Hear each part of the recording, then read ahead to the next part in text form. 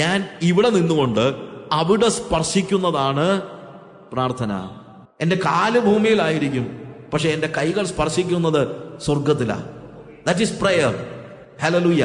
Prayer is I'm standing here and touching there, and prayer is I'm standing now and I am effectively touching the then.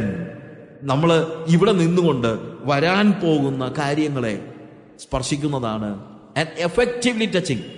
എന്താ, വെറുതെ ഒന്ന് തൊട്ടുപോവുകയല്ല. എൻ്റെ സ്പർശനം, എൻ്റെ പ്രാർത്ഥന ചേഞ്ച് ചെയ്യുന്ന രീതിയിൽ, ഭാവിയെ പോലും ചേഞ്ച് ചെയ്യുന്ന രീതിയിൽ പ്രയറിന്റെ അല്ലെങ്കിൽ പ്രാർത്ഥനയുടെ ആ മാഹാത്മ്യത്തെക്കുറിച്ച്, വലിമയെക്കുറിച്ച്, അല്ലെങ്കിൽ അതിൻ്റെ ഗ്രേറ്റ്നെസ് എത്ര വലുതാണെന്ന് നമ്മളൊന്ന് അറിയാൻ വേണ്ടി ഈ ക്ലാസ്സിലൊക്കെ വാസ്തവത്തിൽ നമുക്ക് ആവശ്യമായിരിക്കുന്ന അതാണ്. What is prayer and how great God has given us the privilege to pray and enter into his world. അവന്റെ ലോകത്തിലേക്ക് പ്രവേശിക്കാൻ ദൈവം തന്നിരിക്കുന്ന ആ സാഹചര്യത്തെ ഒന്ന് മനസ്സിലാക്കാൻ വേണ്ടിയുള്ള ഒരു സമയം എന്ന നിലയിൽ നമ്മൾ ഇതിനെ കണ്ടാൽ മതി. ഞാൻ ഈ ദൃശ്യ ലോകത്ത് നിന്നുകൊണ്ട് അദൃശ്യമായ ദൈവത്തിന്റെ ലോകത്തിലേക്ക് പ്രവേശിക്കുന്നത്, എനിക്ക് കാണാവുന്ന കാര്യങ്ങളെക്കുറിച്ച് പഠിക്കാൻ എനിക്ക് വേറെ ആവശ്യമൊന്നുമില്ല. I can see the things. Kaloor bus stand എനിക്ക് കാണണമെങ്കിൽ കണ്ണു തുറന്നാൽ മതി, കാണാൻ പറ്റും. പക്ഷെ ഞാൻ കണ്ണു തുറന്നാൽ എനിക്ക് അദൃശ്യ ലോകം കാണാൻ പറ്റത്തില്ല, ആത്മീയ ലോകം കാണാൻ പറ്റത്തില്ല. എനിക്കിവിടെ ഇരിക്കുന്ന നിങ്ങളെ കാണാൻ എൻ്റെ കണ്ണു തുറന്നാൽ മതി.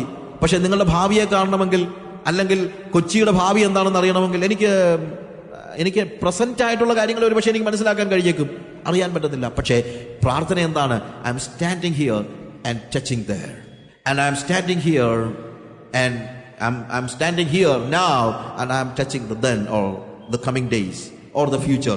വരാൻ പോകുന്ന കാര്യങ്ങളെക്കുറിച്ച് ഇവിടെ നിന്നുകൊണ്ട് ഭാവിയെ ചലിപ്പിക്കുന്ന ഒരു വലിയ പ്രവൃത്തിയാണ് പ്രാർത്ഥന എന്ന് നമ്മൾ മനസ്സിലാക്കണം. കാലുകൾ നിലത്തും തല സ്വർഗത്തിലുമായിട്ട് നിൽക്കുന്ന ഒരു അവസ്ഥയാണ് വാസ്തവത്തിൽ പ്രാർത്ഥന എന്ന് പറഞ്ഞു കഴിഞ്ഞാൽ. പ്രാർത്ഥനയെക്കുറിച്ച് നമ്മൾ പഠിക്കുമ്പോൾ യേശു കർത്താവിൻ്റെ മഹാപുരോഹിത പ്രാർത്ഥനയിൽ നമ്മൾ കാണുന്ന ഒരു പ്രധാന കാര്യം, യേശു പ്രാർത്ഥിക്കുമ്പോൾ പറയുന്ന ഒരു വാചകമുണ്ട്. യോഹന്നാന്റെ സുവിശേഷം 17-ാം അധ്യായം, ജോൺ ചാപ്റ്റർ 17 വേഴ്സ് 20. ഇവർക്ക് വേണ്ടി മാത്രമല്ല, ഇവരുടെ വചനത്താൽ എന്നിൽ വിശ്വസിപ്പാൻ ഇരിക്കുന്നവർക്ക് വേണ്ടിയും ഞാൻ അപേക്ഷിക്കുന്നു.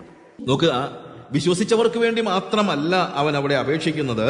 അവിടെ എഴുതിയിരിക്കുന്നത്, I do not pray for these only, but also for those who believe in me through their word.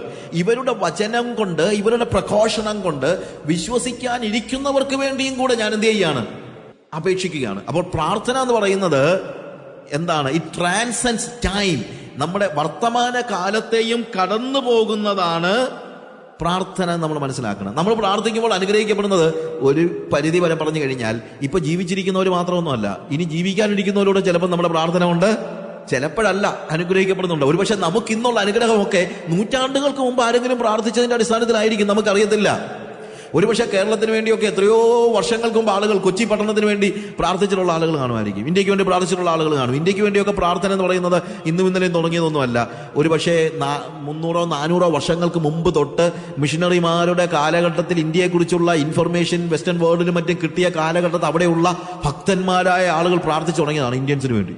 ഒരുപക്ഷെ ഇപ്പോഴായിരിക്കും അവരുടെ പ്രാർത്ഥനയുടെ ഫലമായി അനേകർ കർത്താവിനെ കണ്ടുമുട്ടുന്നത്. അതുകൊണ്ടാണ് ഞാൻ പറഞ്ഞത്, നമ്മളുടെ പ്രാർത്ഥന ട്രാൻസെൻഡ്സ് അവർ പ്രസന്റ് ടൈം. ഇപ്പോഴത്തെ കാലഘട്ടത്തെ കടന്നു പോകുന്നതാണ്, ഭാവിയിലേക്ക് പ്രവേശിക്കുന്നതാണ്, പോകുന്നതാണ്. നമ്മളുടെ ഈ കാലഘട്ടത്തിലെ അനുഗ്രഹം തന്നെ ഒരു പക്ഷേ നൂറ്റാണ്ടുകൾക്ക് മുമ്പുള്ള പ്രാർത്ഥനയുടെ അനന്തരഫലമായിരിക്കാം എന്ന് നമ്മൾ മനസ്സിലാക്കണം. ഇനി ഈ പ്രാർത്ഥനയ്ക്ക് നമ്മൾ സ്പെഷ്യലായിട്ട് എന്തെങ്കിലും ഒരു കാര്യം ഒരുക്കി ചെല്ലണ്ട, അല്ലെങ്കിൽ ഒരുക്കി ചെല്ലുക എന്ന് ഞാൻ ഉദ്ദേശിക്കുന്നത്, പ്രാർത്ഥിക്കുമ്പോൾ കേൾക്കാനായിട്ട് ആരെയും പ്രത്യേകിച്ച് വിളിച്ചു വരുത്തേണ്ട കാര്യമൊന്നുമില്ല. മറ്റുള്ള ആളുകൾക്ക് അല്ലെങ്കിൽ മറ്റു മതങ്ങളിലുള്ള ആളുകൾക്കൊക്കെ പ്രാർത്ഥിക്കണമെങ്കിൽ അവരുടെ ദൈവത്തിന്റെ സമയമൊക്കെ നോക്കി വേണം പ്രാർത്ഥിക്കാൻ, ഇല്ലേ?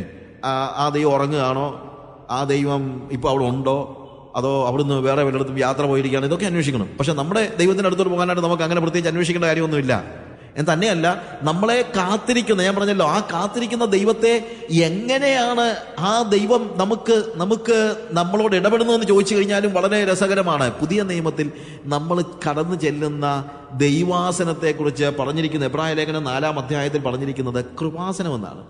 അതായത് നമ്മളെ ഈ കാലയളവിൽ ദൈവം നോക്കിയിരിക്കുന്നത് എന്ത് മനോഭാവത്തോടെയാണെന്ന് ചോദിച്ചാൽ കൃപയോടെയാണെന്നാണ്.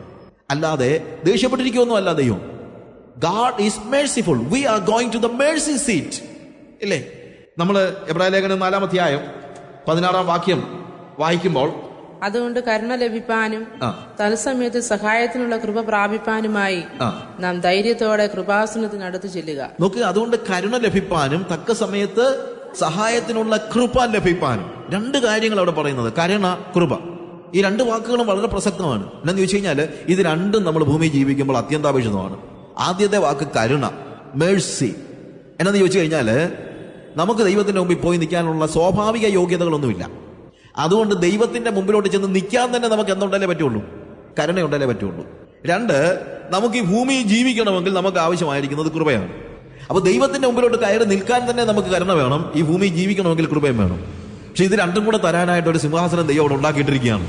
അതുകൊണ്ട് തക്ക സമയത്ത് സഹായത്തിനുള്ള, അതുകൊണ്ട് കരുണ ലഭിപ്പാനും തത്സമയത്ത് സഹായത്തിനുള്ള കൃപ പ്രാപിപ്പാനുമായി നാം ധൈര്യത്തോടെ കൃപാസനത്തിനടുത്ത് ചെല്ലുക. നോക്കുക, കരുണ ലഭിക്കേണ്ടതിന് കൃപാസനത്തിലേക്ക് നമ്മൾ അടുത്ത് ചെല്ലുക.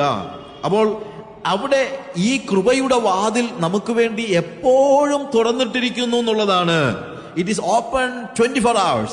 നമ്മൾ സാധാരണ കസ്റ്റമർ കെയറിനെ കുറിച്ച് പറയുമ്പോഴത്തേക്ക് 24/7. That means you can call any time. വെറുതെയാണ്, ചിലപ്പോൾ വിളിച്ചു കഴിഞ്ഞാൽ വിവരം അറിയത്തില്ല, അത് വേറെ കാര്യം. പക്ഷേ ഏത് കസ്റ്റമർ കെയർ അടച്ചു കഴിഞ്ഞാലും അവിടെ മറ്റേയൊക്കെ പറയുകയാണെങ്കിൽ നിങ്ങൾ ക്യൂവിലാണ് അല്ലെ വെയിറ്റ് ചെയ്യുക, ക്യൂവിലാണ് വെയിറ്റ് ചെയ്യുക, ക്യൂവിലാണ് വെയിറ്റ് ചെയ്യുന്ന 12 പ്രാവശ്യം പറഞ്ഞ് ചിലപ്പം ക്ലോസ് ചെയ്തെന്നിരിക്കും. പക്ഷേ ഇവിടെ ആരും ക്യൂ നിൽക്കേണ്ട കാര്യമില്ല. 24 hours ഈ മേഴ്സി സീറ്റ് നമുക്ക് വേണ്ടി തുറന്നിട്ടിരിക്കുകയാണ്. ഹല്ലേലൂയ.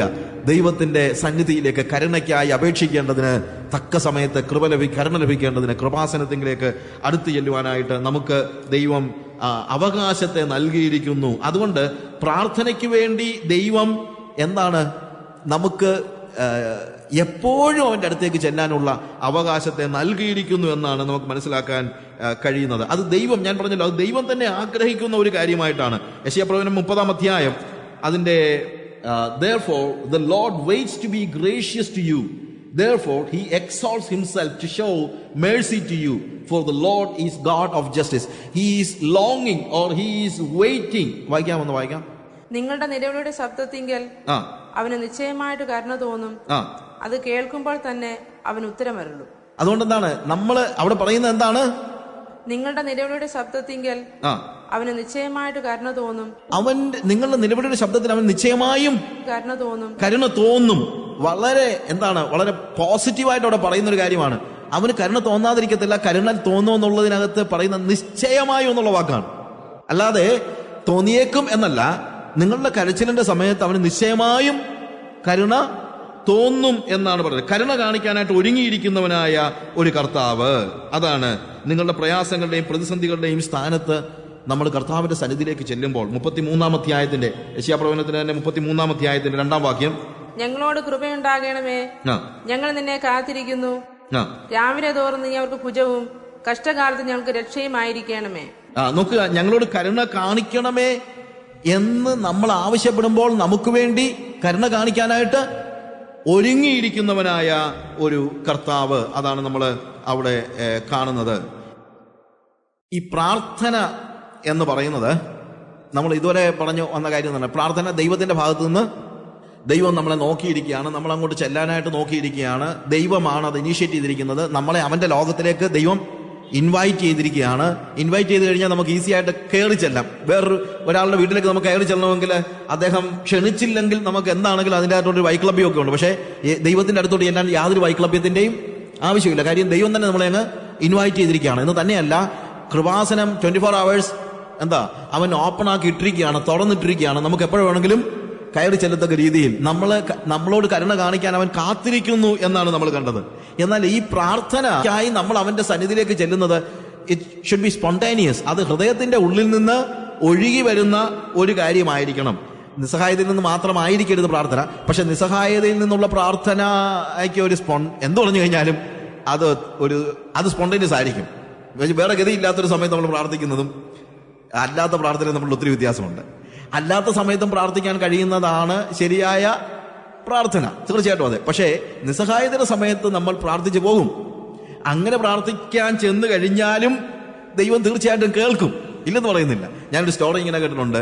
ഒരിക്കൽ ഒരു സാർജന്റ് ഒരു യുദ്ധഭൂമിയിൽ യുദ്ധത്തിന്റെ ഇടയ്ക്ക് ഒരു സർജന്റ് അവിടുത്തെ പട്ടാളക്കാർക്ക് ഇങ്ങനെ നിർദ്ദേശങ്ങളൊക്കെ കൊടുത്ത കൂട്ടത്തില് ആരോ ഒരാളിങ്ങനെ സംസാരിച്ച കൂട്ടത്തിൽ yes we need to pray എന്ന് പറഞ്ഞപ്പോഴത്തെ അയാൾക്ക് ഭയങ്കര ദേഷ്യം വന്നു. What did you say? We are not here to pray. We are here for battle. We are here for warfare.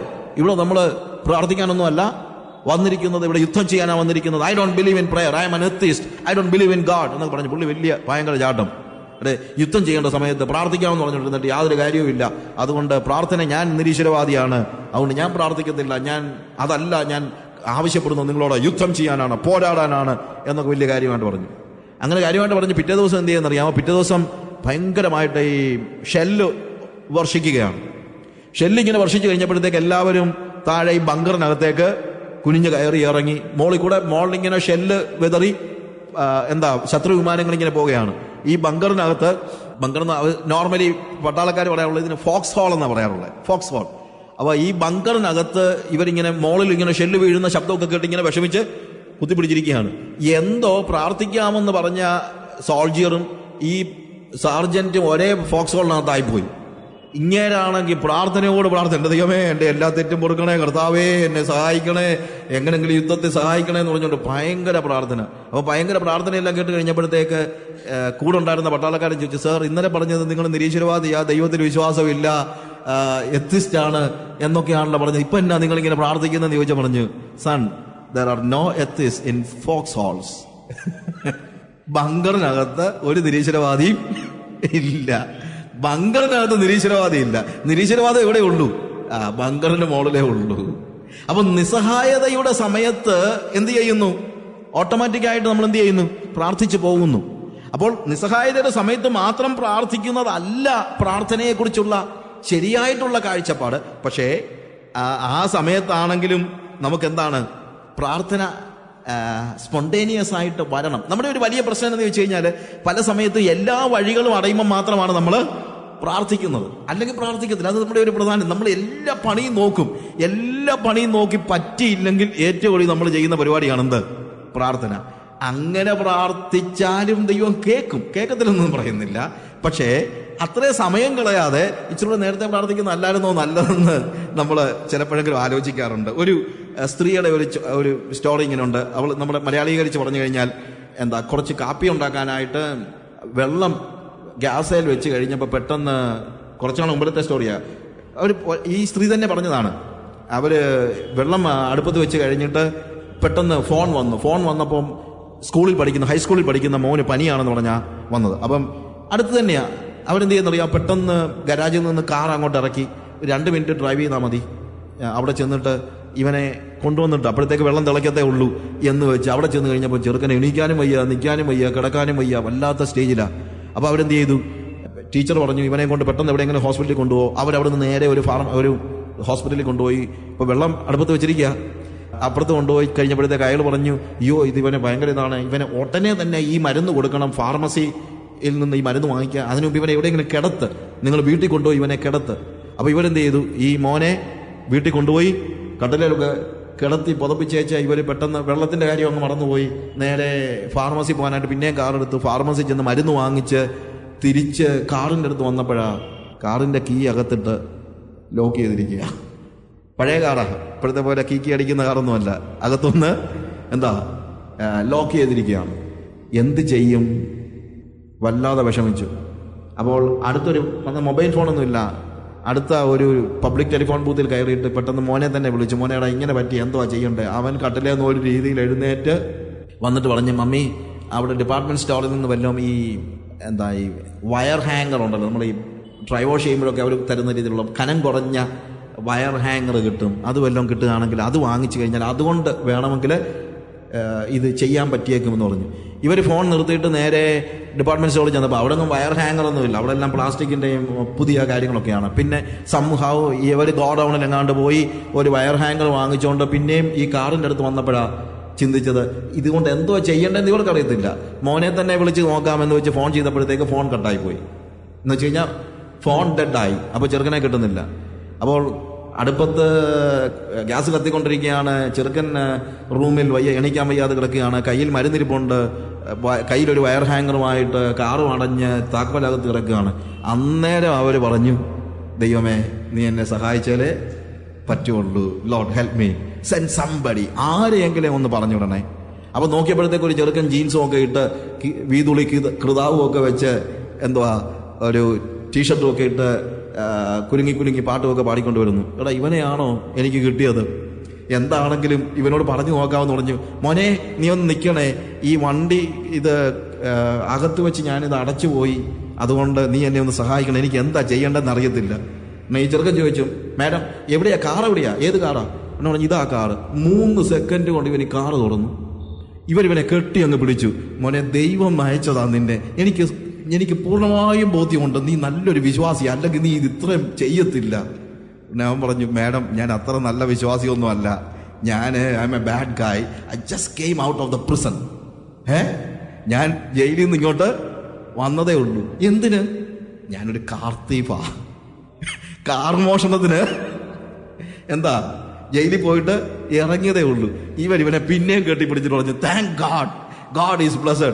When I needed somebody, he sent me a professional.